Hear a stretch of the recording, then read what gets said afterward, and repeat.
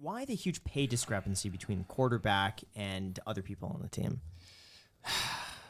Man, quarterbacks are what, are the face of the league. Yeah. They drive the fans, probably driving a lot of the money. It's almost like the front man of like a band. It's like this. Yeah. Like the band might be 5 people, but the singer is the one that usually gets all the attention. It's the face. Yeah. It's the face.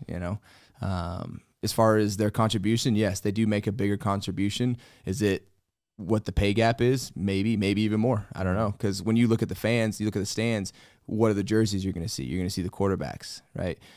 We have rules that protect the quarterback. You can barely even touch these guys now, right? And so they can play these, 15, 16-year careers, right? Because their bodies are fine, right? Things like that. And they're so rare to find that can play at a really high level.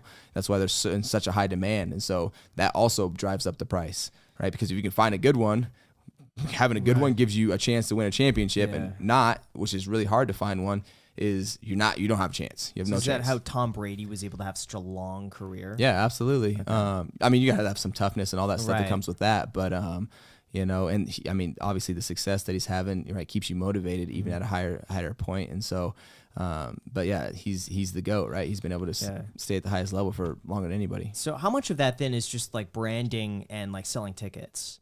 As Like far to have as a good quarterback, let's say, like, you pay him 50, but like they'll bring in 200 million in like extra ticket sales. Yeah, if you move Tom Brady from New England over to Tampa Bay, and now everyone's got Brady jerseys. Right. Now everyone's coming to watch Tom. It's like it's not as big as like in basketball where people follow like LeBron wherever he's at. We love LeBron, right? And it's not like that. But what quarterbacks it is. Right, quarterbacks, they follow him. Like if I go somewhere, sure, I'll have fans that want to follow, but it's not as impactful as a quarterback bringing them to a new team as far as the fan engagement. Does their social media affect the amount that they could charge? Like, let's say hypothetically you had like 10 million followers between like Instagram and TikTok.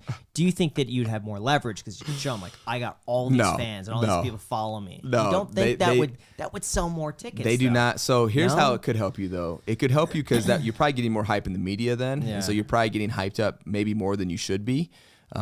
Which everyone sees the media and what's going on in like Sports Center in our world anyway.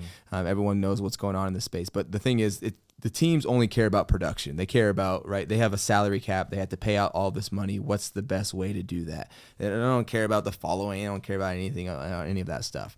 But us as players, we do because that's how we can make more opportunities for ourselves off the field, right? And so, but during these teams don't care about that stuff, no. Do you think it's better to be underrated or overrated as a professional athlete? Ooh, that's a great question.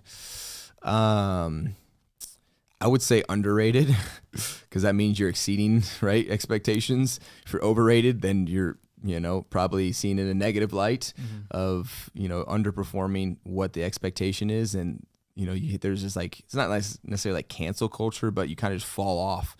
I feel like if you're underrated, right, and you just start becoming just the trash can that everyone's like, oh, this person should have been doing this, or now you can't get the money you were trying to get, you can't get endorsements you were trying to get, and you kind of get not necessarily blacklisted, but it's like, okay, now it's like, who's going to touch this person? Who's going to sign this person? Which, what are they going to sign them for? When they were getting this, they think they should be getting this, but they're actually not playing at that level.